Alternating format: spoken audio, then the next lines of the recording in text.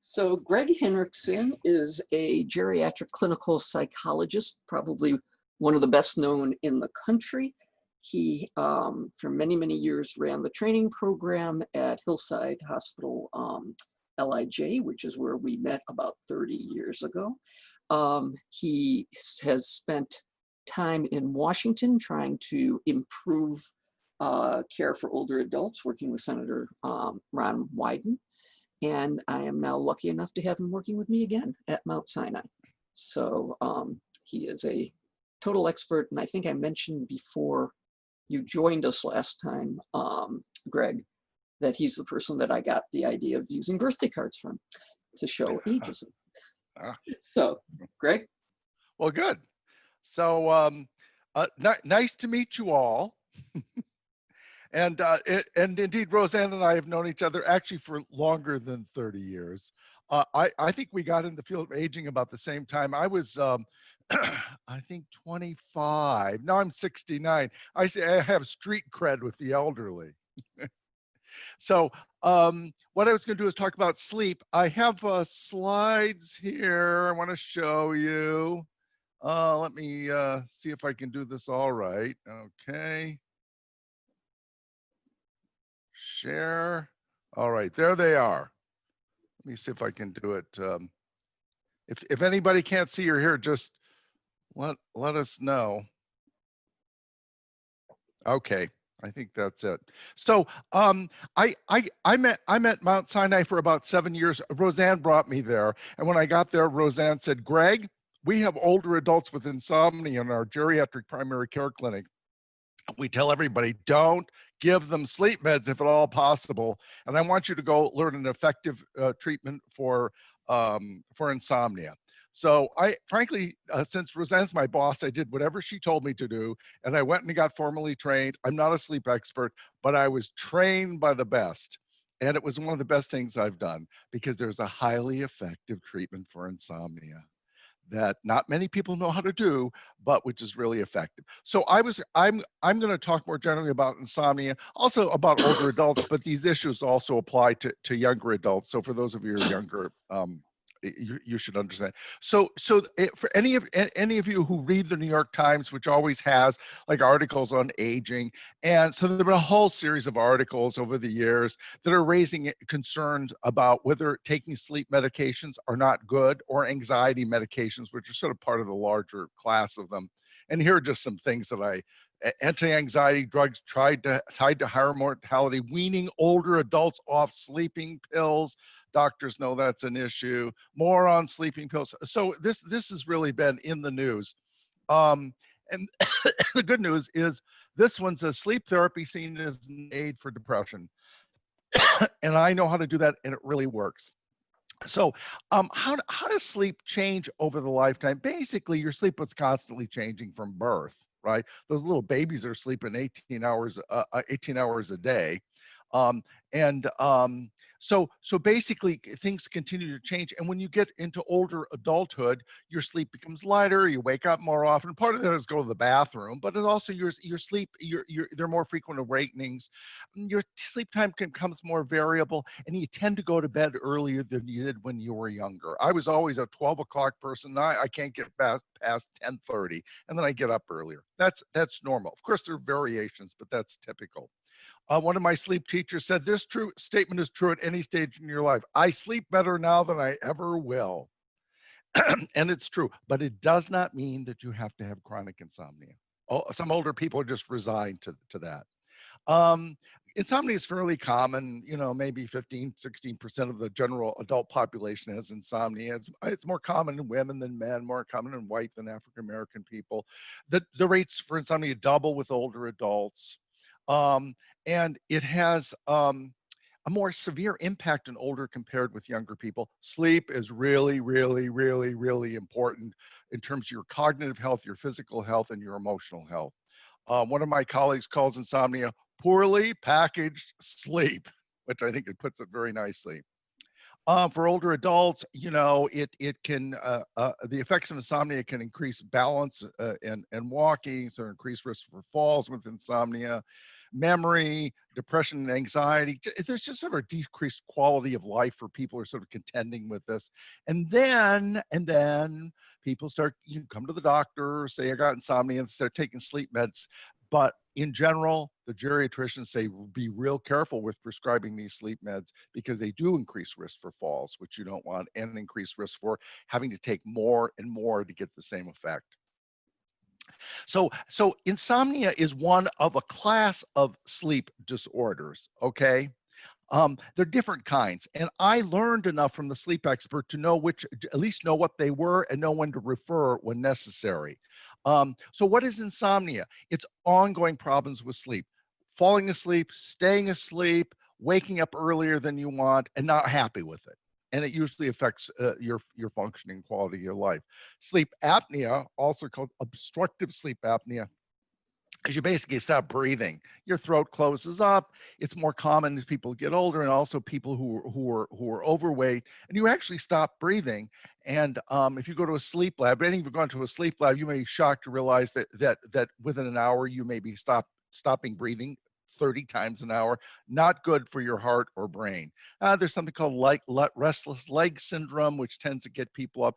I don't know, Roseanne would know. It seems like the physicians give some medication to people or some vitamins or iron or something that helps.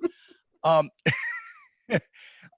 and then what are called circadian rhythm disorders. There are people who are biologically programmed to basically be functioning well during the night and not during the day. And it's just, they are programmed differently. They work really great on night shifts, but it may take a long time for them to figure out that's the best, maps on best to them. There are two primary components of sleep. I know there's a lot of arrows and everything here, but let me just try to explain. This is a 24-hour sleep cycle, okay? 9 a.m. to 9 a.m. You see that at the bottom? And so you see the sun over at the left, that's the day, the dark bar is the night.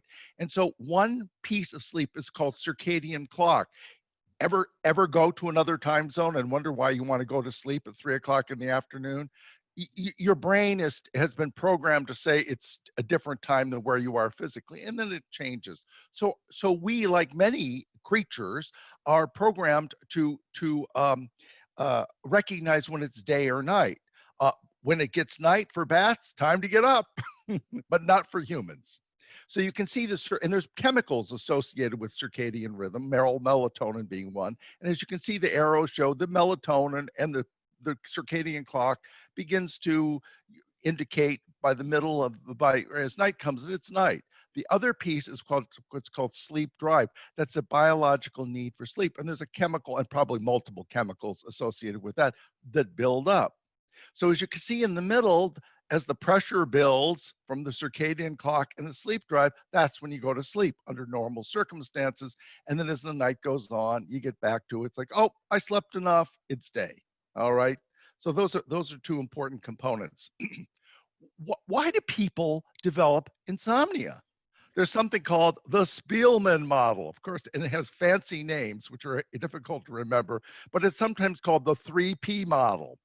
And I'll explain. Predisposing factors to sleep, precipitating factors, that is, things that can trigger a bad night or several bad nights of sleep, and things that then take a bad night of sleep and turn it into chronic insomnia.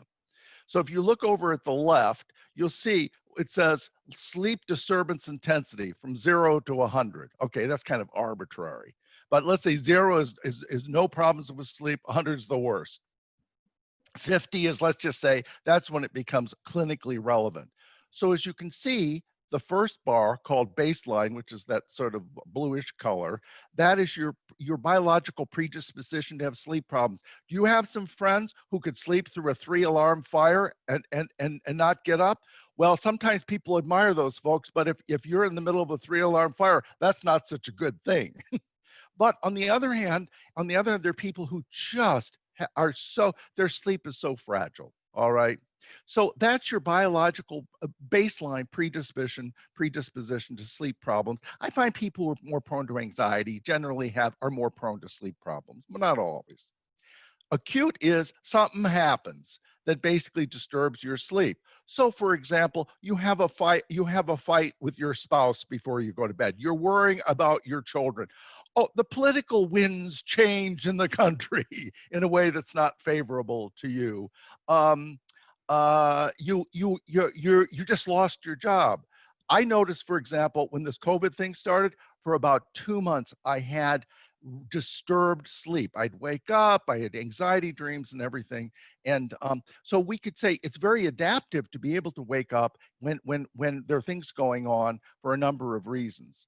So the next bar, so the green bar is the precipitating event.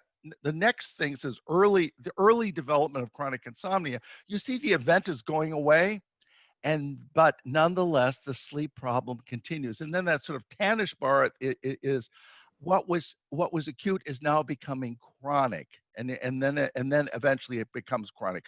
How does that develop? And here's the explanation of the sleep people. You start compensating for your poor night of sleep by doing things that seem perfectly logical and reasonable.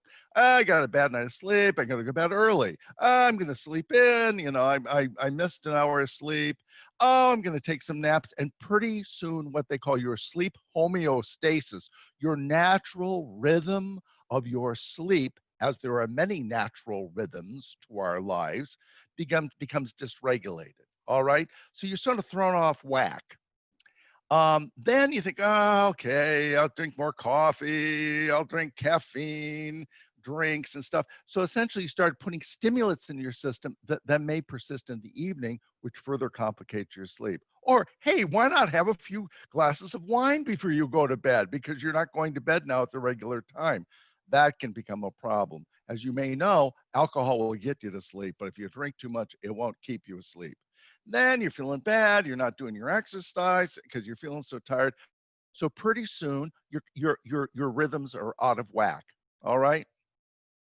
Then what people start doing is like the bed sort of takes on a life of its own. You're hoping to catch some sleep there, so you lay there, you read there, you eat there, or you start falling asleep in other places. And essentially, the bed, which in a behavioral, which is a clue for time to relax, becomes a clue for time to be activated.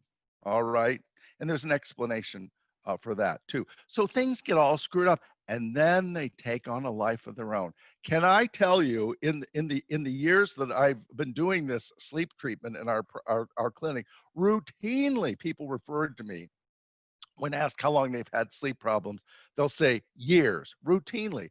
One woman told me, I remember exactly when I began to have sleep problems. I was living in London. The Nazis were bombing it during the war. and I've had it ever since. So people use substances, alcohol, marijuana. Now I have a friend who's taking the CBD oil stuff, to help with sleep.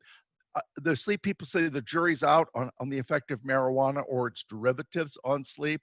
Then people go, oh, let me get some of that stuff that says it's for the night and has night names in it or sleep names in it. And they get over the counter stuff and they think, oh, well, it's over the counter. It can't be that bad. But as Roseanne would better know, that often they're composed of something kind of Benadryl, which dries you out. It can create all sorts of secondary problems. And further, you start taking more and more to get the same effect. You habituate to it. People take melatonin, but usually in the wrong way. They think it's going to put them to sleep. It's not something to put you to sleep. It's supposed to help regulate your circadian rhythm. They usually take the wrong amount at the wrong time. Add to that the worry that begins to develop. My sleep teacher, Don, who supervised me, this one of the top sleep experts, said people begin to develop sleep-related effort and worry. So pretty soon, the whole sleep enterprise, which is basically rests on a foundation of relaxation, becomes a whole source of worry, anxiety, and effort. So the thing kind of spins out of control and takes on a life of its own. All right.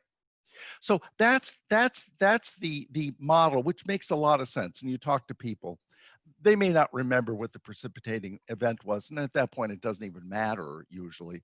But it's something that now they have a problem. So there are things called sleep hygiene, which is basic kinds of things that probably most of you know. The sleep people say sleep hygiene can be helpful, but it's not curative of insomnia. But things like keep the bedroom cave-like, cool, dark, and quiet. Easy for people to say, but not for those of us who live in Manhattan with overheated apartments and a lot of noise on the street. But in principle, don't take caffeine. Drink caffeine in the morning, but not in the afternoon. Have consistent meal times. Don't drink alcohol more than later than 3 hours before you go to bed. Limit liquids. You're going to get up to go to the bathroom. All right. Exercise is really great. Right? Exercise is tied to better sleep, but don't do it in the evening because that's probably activates you.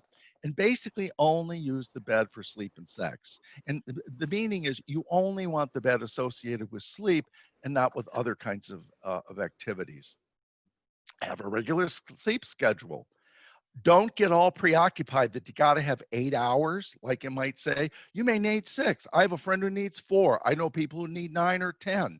So just remember, it's variable and it's going to probably change over time. There's a debate about whether older people need more sleep or whether the nature of their sleep is different. I mean, I love a nap in the early afternoon. I try not to do that at work because Roseanne might walk by. Don't lay in bed and worry about things. If you're prone to worry, schedule time earlier in the evening to write down your worries rather than having free floating. Napping's fine, but do not nap in the evening.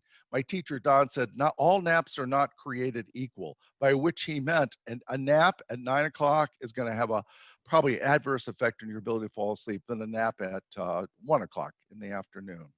Watch out for the computers and cell phones. They have a blue light. I'm not a technology person, but I gather from the sleep people, they have a blue light which says to your brain, it's day, turn off the melatonin, you know? But there are ways of controlling that apparently by doing things on your computer. So you may know more about that than I do. Cognitive behavioral therapy is the most effective treatment for insomnia. I learned this, and I learned it not only in a formal way, but from about 5 years of doing this in our clinic, thanks to Roseanne. There are many publications. It works for older adults. The research shows 80% of participants show meaningful improvement. Wake time is decreased. Sleep time is increased. This is what I have found is. I'll just give you Roseanne and I have a paper which we're soon to send in on this, just following things. I find half of the people referred to me will actually do this treatment. The half that don't, it's like, it's too much hassle. I don't want to fill out a form. Almost everybody who does it finishes it, and almost everybody who finishes it shows meaningful improvement. That is, the person would say, wow, that was hell, but that was worth it. So it's really effective. What are the components? The components are they're cognitive. It's called cognitive behavioral therapy. I would say the key component is what's called sleep restriction. Basically, what you do is you have a person fill out a sleep diary for a couple of weeks, find out how much time they're sleeping.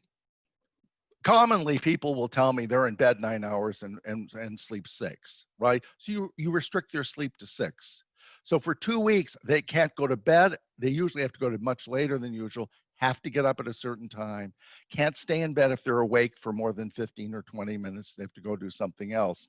And that is the most powerful component of it. So basically, you get really, really, really dog tired. And then you're much more like the sleep people said, if people don't get better in 2 weeks, they're not doing it. That's exactly what I found. And I know it seems like a rather big promise, but it really is true. The problem is there are not that many people who've been trained to do this highly effective sleep treatment.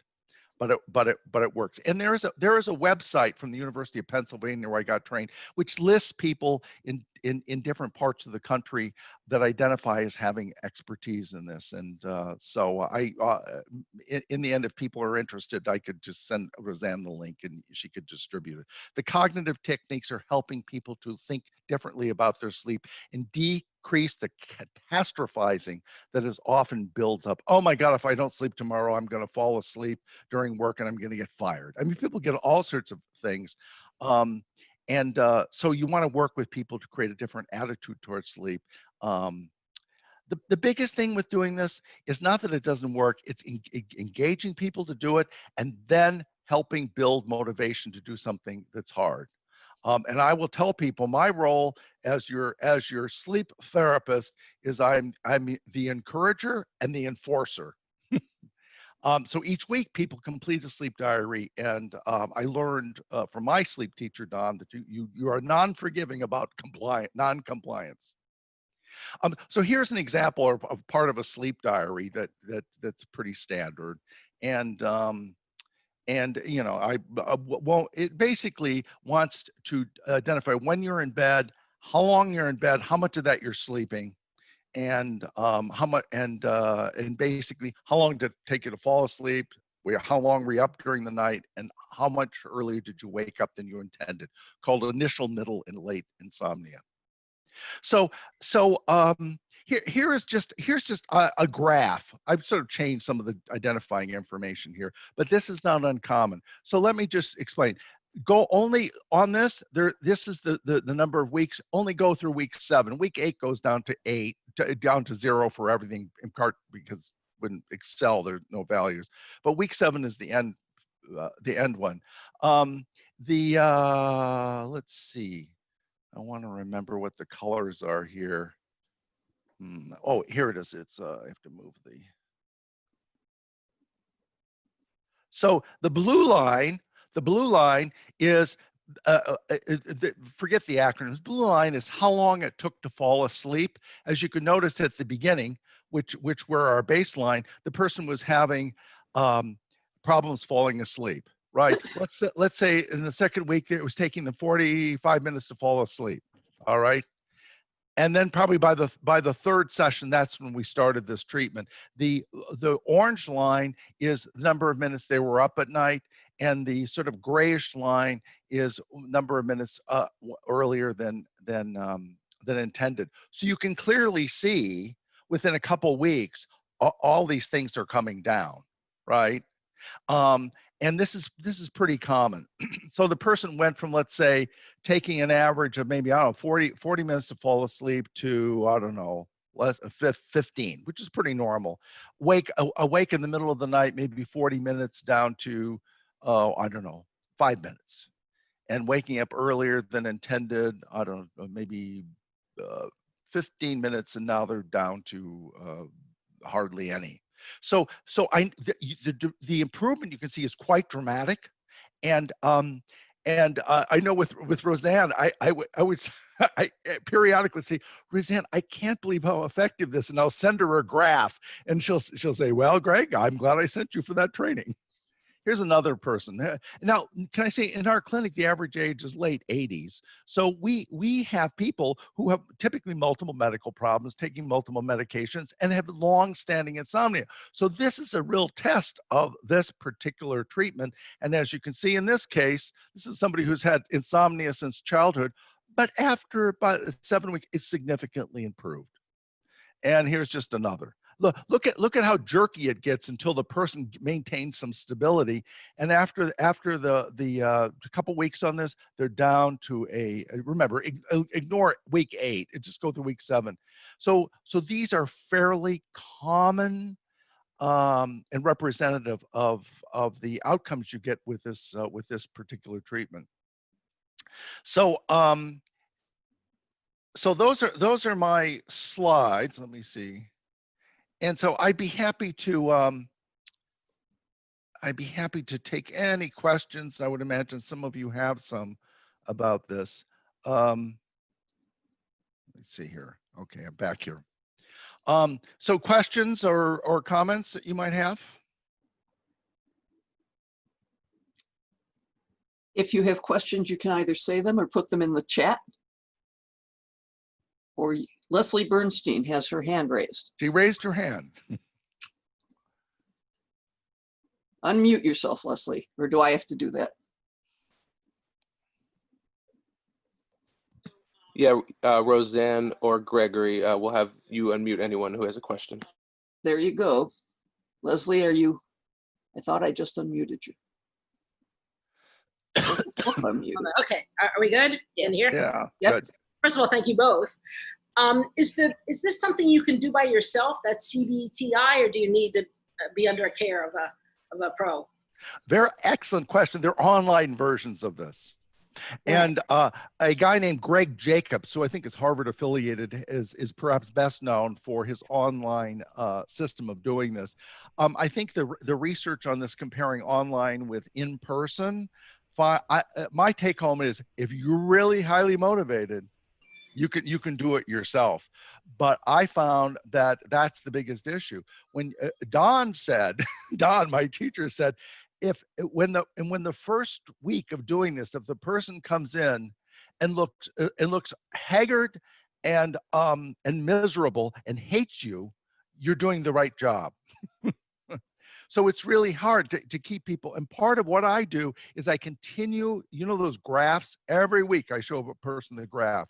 And once they see that visually their sleep improving dramatically, then people will think, okay, I'll do another week of this. And I'll do another week of this. So you can do it yourself. There are books you can try.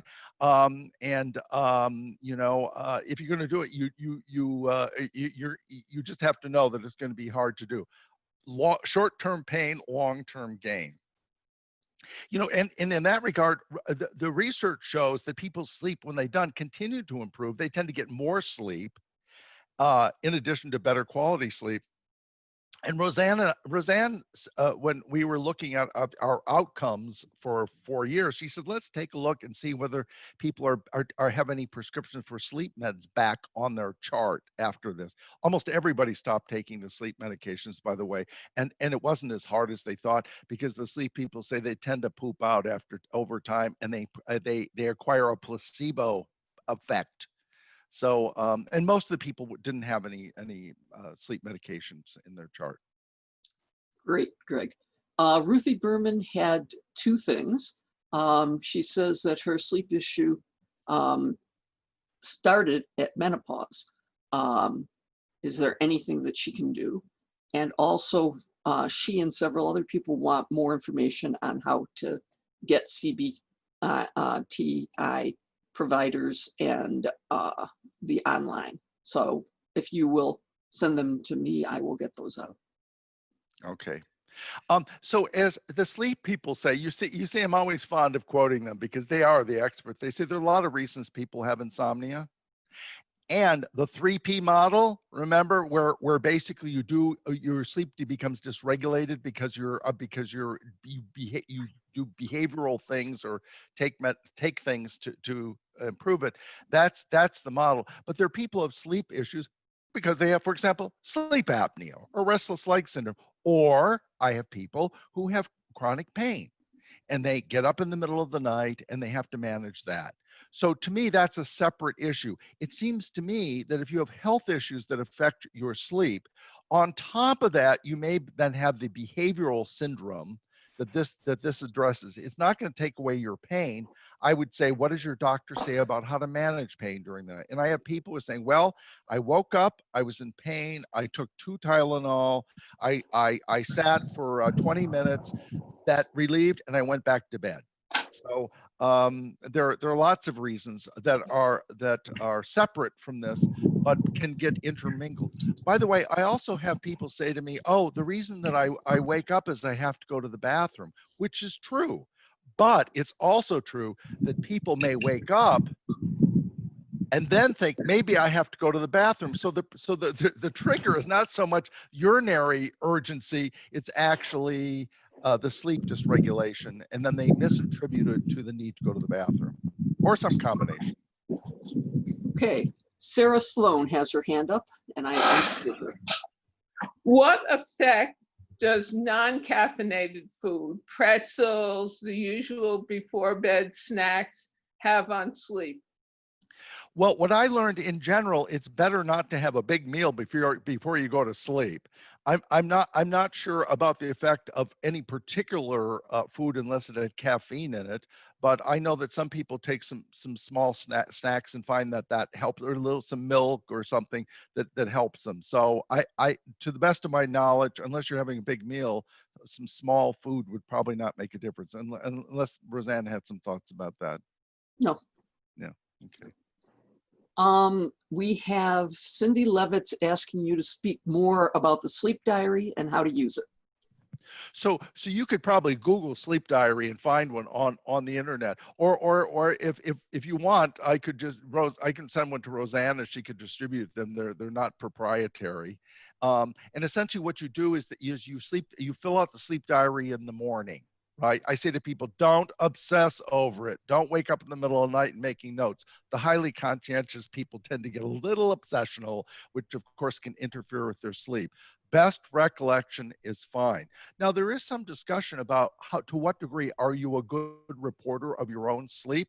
There's something called sleep misapperception, in which people think they're not sleeping, but they are. How would you know? One is you go into a sleep lab, and I don't know, some of you have done that, and basically they hook you up with lots of wires, which of course makes it hard to sleep.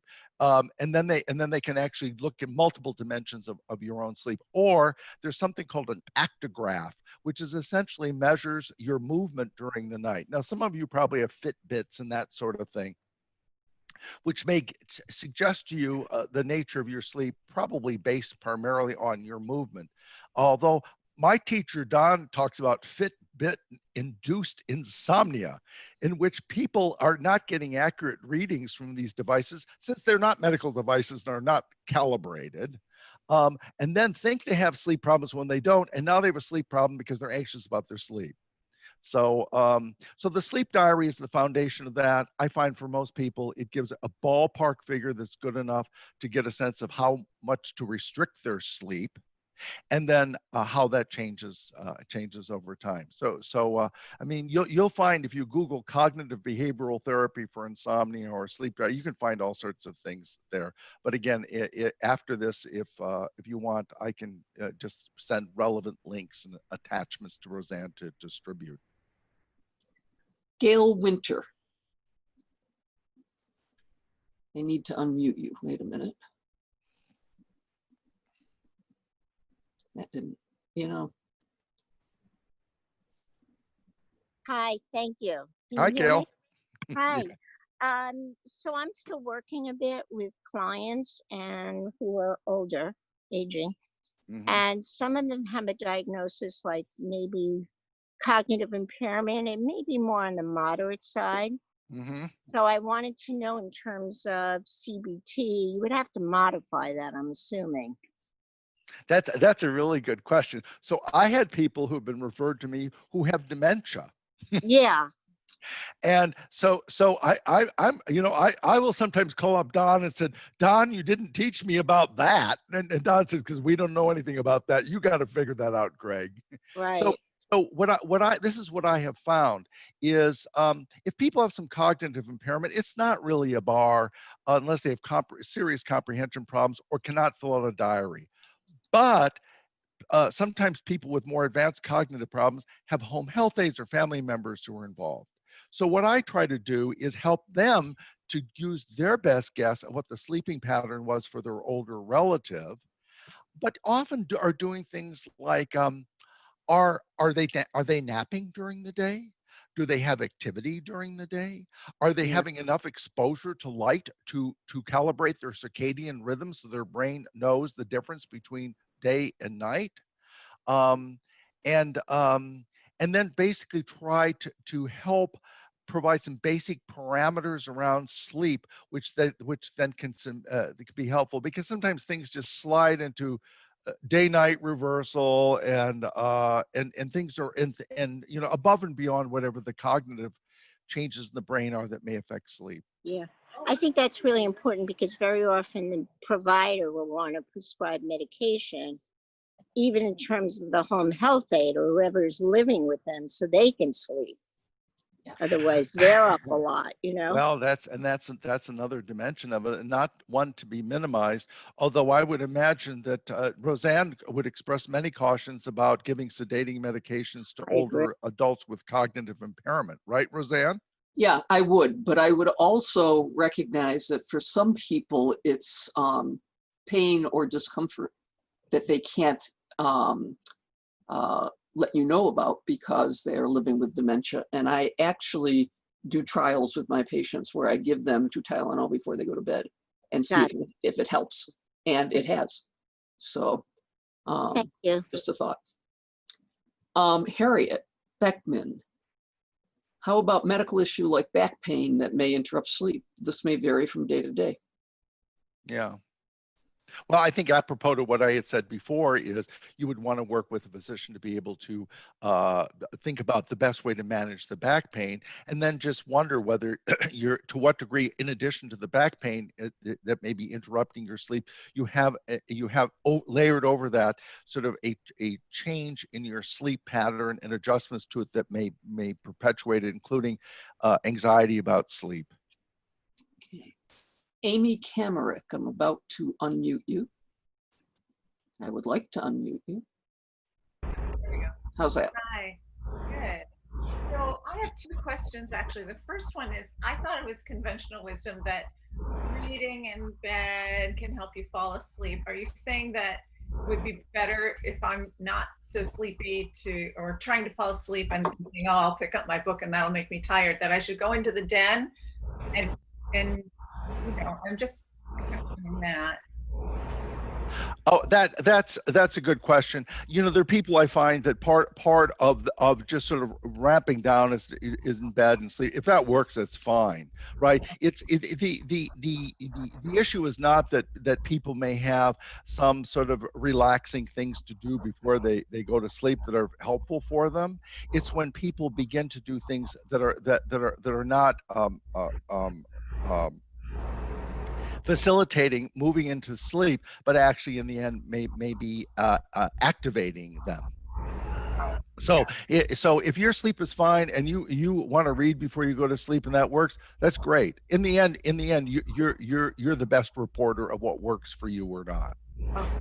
The other question I wanted to pose is, you mentioned something about that some people just have a natural rhythm that they would be better working at night. And yes. I think sometimes that is true for me, that, you know, if I get an idea at midnight and sit down and I can do my best work, you know, from midnight to 4 a.m. And yeah, it's kind of an antisocial thing. Yeah. So, you know, I don't know if that can be, if there are workarounds for that, or if it's, yeah. Well, if you're biologically predisposed to have a sleep pattern in which you do your best work at night, it would be good to get a job that might be able to accommodate that. But the truth is that the world doesn't necessarily work that way. Right. And you know, like this cruelty that's done to teenagers, making them get to school at 7:30. They need to get to school at 10:30, right? Because because their circadian rhythm is just, I'm talking about in general, right? So in some ways, the school system, in my view, should be accommodating them to what their biological profiles are. Now, you know, there are people who have what are called circadian rhythm disorders, that basically they have day-night reversal. There is a treatment for that. And Don taught me, you can see that Don is my God. Don taught me about that there are ways of working that, but it's hard. You have to continue to once you get recalibrate your circadian clock, it's always wanting to move back where it is biologically, and you really have to work on that. So the fact is, you know, get the theme of I caught the end of Roseanne's last wonderful talk, just about diversity. There's lots of diversity among many people, biologically and in terms of sleep and other kinds of factors that we need to recognize. So people don't necessarily need you know, it's not, what's normal is more usual, but it doesn't mean it's normal in the sense that it's everybody has to do it. So, you know, reading in bed if that works, fine. If you find your better work is at night, maybe it's possible you might some work accommodations so you can go to bed, you can go to work a little bit later. I don't know, but variability is part of the picture here. So I just wanted to mention that many older people develop circadian rhythm disorders because they don't get enough sunlight. Okay, so you need to get enough sunlight during the day, and depending on whether your problem is that you fall asleep too early or you fall asleep too late, you need to get the sunlight at different times of day. Okay. Yeah. Just a quick reminder, this session will end at 12:05. Okay. Dan Jacobson. Yes, am I unmuted? Can you hear You're me? unmuted. Okay, so Greg, my circadian rhythm seem to determine that I get extremely drowsy late in the afternoon. Almost always. I mean, drowsy to the point where it's like a wave that comes over. I pass out and submerge. I can be looking at the computer screen or reading or whatever, and suddenly I just feel I'm losing it. I'm losing consciousness.